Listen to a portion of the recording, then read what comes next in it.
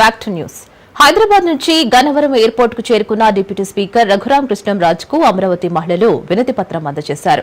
జర్నలిస్టులకు విధి విధానాలు నేర్పాల్సిన వ్యక్తి జర్నలిజం విలువలు మర్చిపోయాడని అన్నారు. అమరావతిపై ముందు నుంచే విష ప్రచారం చేస్తున్నారని కూడా అన్నారు. సాక్షిలో ప్రచారం అయితే సాక్షికి సంబంధం లేదు అంటే ఎవరు ఊరుకుంటారని కూడా ప్రశ్నించారు.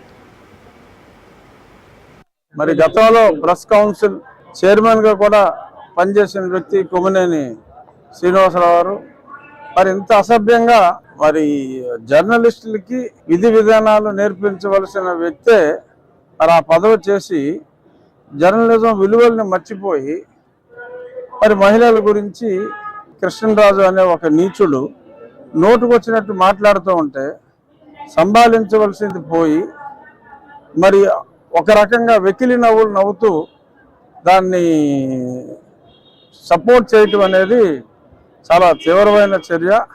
రాష్ట్రంలో మహిళా లోకం ఉవ్వెత్తున తమ నిరసనలో వ్యక్తపరచడం జరిగింది.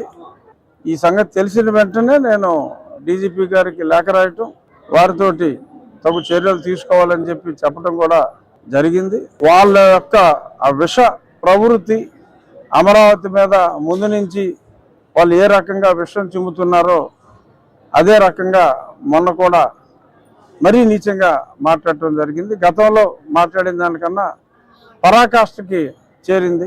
చెప్పు చూసి కొడతారు, ఎలా అది ఇష్టమా? మరి ఈయనెందుకు సమర్థించాడు? మరి వినయం చేశాడు. అదే లక్ష్మీపార్వతి గారిని మాట అంటే కట్ చేశారు కదా. అప్పుడున్న జ్ఞానం ఈ 3 రోజుల్లో పోయిందా? ఎలా మాట్లాడతారండి? ఆడు తల్లికి పుట్టినోడే కదా. ఆ డిబేట్ లో